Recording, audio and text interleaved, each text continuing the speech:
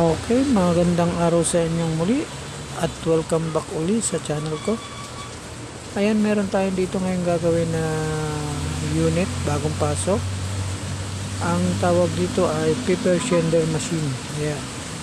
Pero bago tayo magsimula, kung bago ka lang sa channel ko, paki-subscribe na lang. Pakipindot nyo na rin ang notification bell para lahat ng bagong video natin updated kayo. At huwag nyo na rin kalimutang i-like at i-share. Kung mayroon kayong katanungan, mag-comment kayo sa baba. Okay, balik tayo dito sa gagawin natin. Bali, ang brand nga pala nito, ito, Pelois. Ang tawag dito ay paper shredder machine. Bali, ginagamit madalas to sa opisina.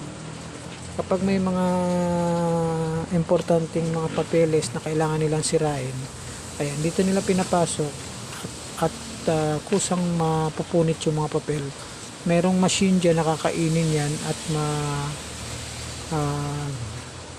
hati-hati yung mga papel niya kapag dito natin siya pinasok. Ito yung trabaho nito, paper shredder machine. Madalas itong ginagamit sa opisina. Okay? Ang problema nito, sabi nung may-ari, walang power. Bali, share ko lang sa inyo kung anong madalas nagiging sira pag ganitong isa sa mga madalas masira pag ganitong nawawala ang power. Okay? Bali, tingnan natin. Ipakita ko lang sa inyo. Bali, ito kasi nakapatong lang to sa trash can. Ito yung trash can natin. Ayan. Ito yung pinaka-trash can. Ayan. Kung makikita nyo, yan yung mga napunit na papel. Ayan. Bali, nakapatong lang to dito. Ayan. Ngayon, sabi ng may-ari, wala naman daw silang ginawa. Bali, nabagsak lang nata ng mabiga. Medyo na ibagsak nilang ng kaunti.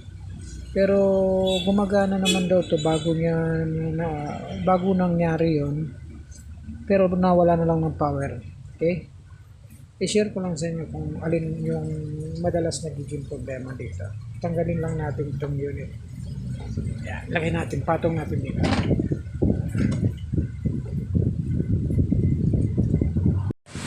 Ayan, tanggal na natin yung pinaka trash can nya. Bali, ito nga pala yung takbo ng motor. Ito yung function nya. Meron dyang reverse.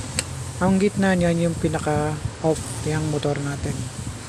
And then yung pinaka main power natin dito. Pinaka main power switch natin. Okay? Ngayon, i-share ko lang sa inyo kung ano yung basic na nagiging sira pag mga ganitong nawawala ang power. Pag mga ganitong unit. Pakita ko lang sa inyo yung pinakailalim nito. Ayan. Kung mapapansin nyo, mayroon yan dyan pinaka butas yan. May butas yan dyan eh. Pinaka butas nya. Mayroon tong switch dito. Kasi pag nakapatong to dun sa pinaka trash can natin, tsaka lang siya magpa-power on. Pag tinanggal mo to dun sa trash can natin, dun sa pinaka trash can, kahit i-on mo tong power dito, tsaka naka-on yung pinaka-on ng motor niya, hindi siya tatakbo. Kasi ito yung pinaka-main switch, pinaka-safety switch. Ito yung pinaka-safety switch niya. Kaya linagay ang safety switch niya yan kasi mayroong pinaka-ngipin to sa ilalim. Ayan. Kung makikita nyo, yun yung pumupunit dun sa papel. Ayan. Kailangan niyang lagyan ng safety switch kasi kung iaangat mo yan tapos aandar siya, pwedeng madisgrasya yung kamay mo dyan. Kaya naglagay sila dito na pinaka safety switch, pinaka protection ng switch, na once natanggalin mo to dun sa pinaka trash can, hindi siya mapapaandar kahit naka-on yung main switch niya dito. Kahit naka-on to, hindi mag-on yung power niya hanggat nakatanggal dun sa pinaka trash can. Ayun yung trash can natin. But dito yung dumatama yung pinaka switch yan. Dito tumatama yung switch. Once na tinanggal mo yung yung pinaka machine, mag-o-off siya. Kaya hindi na siya magpapower. Once na tinanggal mo siya, dito siya naka-switch dito sa pinaka kantong ito. Ito yung nagko-contact doon sa switch para magkaroon ng power. Once na tinanggal mo yung machine, hindi na siya magkakaroon ng power. Yun yung pinaka-protection dito. Okay? Ayan. Kung mapapansin nyo, wala na yung pinaka-switch sa ilalim. Ayan. Ibig sabihin, kumalas. Kasi ang kwento ng may-ari nito, naibagsak yata nila. Ayan. Naibagsak yata nila ng kaunti. Yung pagkalagay dun sa trash can, medyo naibagsak nila ng kaunti. Kaya, once na naibagsak mo siya paglagay ng trash can, makakalas yung switch dun sa ilalim. Yan. Kaya kung mapapansin nyo, wala nang switch sa ilalim. Wala na yung switch. Kaya hindi nga siya magkakapower kung wala yung pinaka-switch dito. May posibilidad pwedeng nabali o kaya nakumalas yung pinaka-switch. Okay? Tingnan natin para makita natin. Kalasin natin to.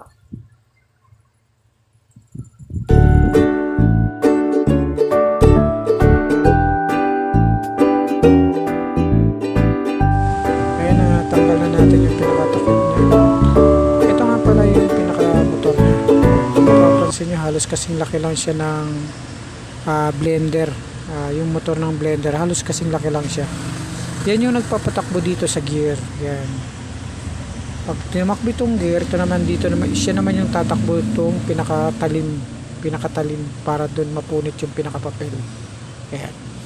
Okay? Balik tayo sa pinaka-problema niya. Bali, ito yung pinaka-switch. Kung makikita niyo yung switch, kalas na. Ayan. Ayan. Bali, ito yung pumatama doon sa pinaka-trash can natin. Pag linagay natin to yung machine na to dun sa trash can, ito yung mag-o-on. Yan. Pag nag-on yan, tsaka lang siya gagana. Kaya siya ayaw na mag-power kasi kumalas na. Yan. Kaya ayaw mag-power. Kumalas yung pinaka-switch niya. Dahil naputol yung pinaka-lock niya. Naputol yung dito kasi ito nakalagay. Ayan. Tapos ito yung nakaharang dyan. Ngayon nabali. Siguro napalakas yung paglagay ng may-ari. Kaya siya nabali. Ito yung madalas nasisira dito. Kasi malambot lang yung plastic nito. Kaya pag medyo mabigat kasi itong unit nito, nabigat siya. Kaya pag medyo mapabigas, napalakas yung bagsak, mapuputol talaga yung switch na to. Ito yung nagiging sira niya. Kaya pag kumalas na, hindi na siya mag-on, hindi na magkukontak yung pinaka-switch natin, hindi na siya magkaka-power. Yan yung nagiging basic na sira niya.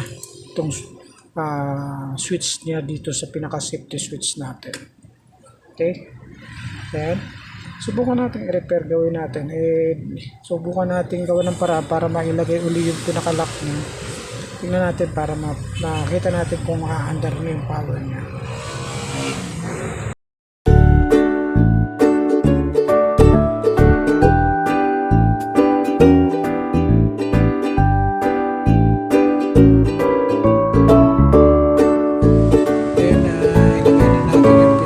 Switch na, naisara na natin. Baling ginawa natin dito, ginawa na lang natin ng paraan para nilagyan natin ng mas mahabang tornilyo para yung pinaka-lock niya yung naputol, mailak uli yung pinaka-switch natin. Ayan. Kung makapapansin nyo, andyan na yun, makikita mo na yung switch. Kanina hindi mo siya makita. Ayan, ito na yung pinaka-switch niya.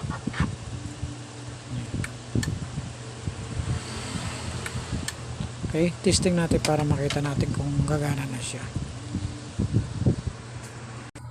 Isaksak natin.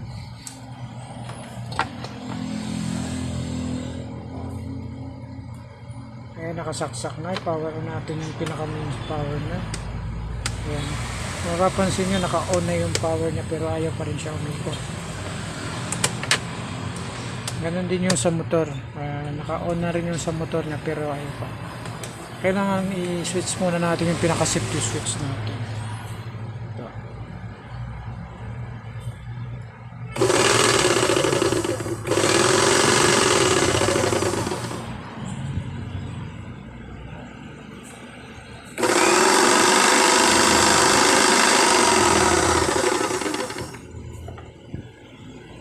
Yan yung tumatama dun sa trash can. Yan.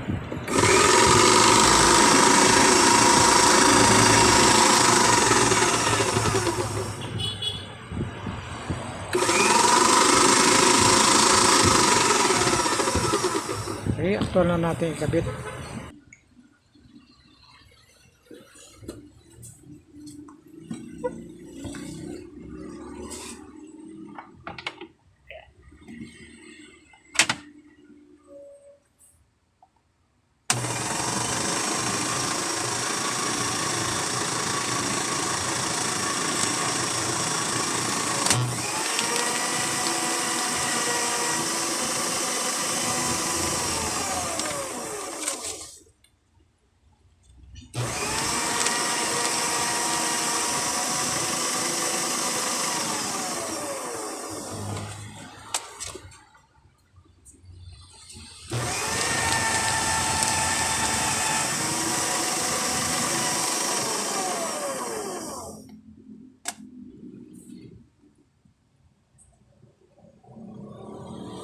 Okay, maraming salamat.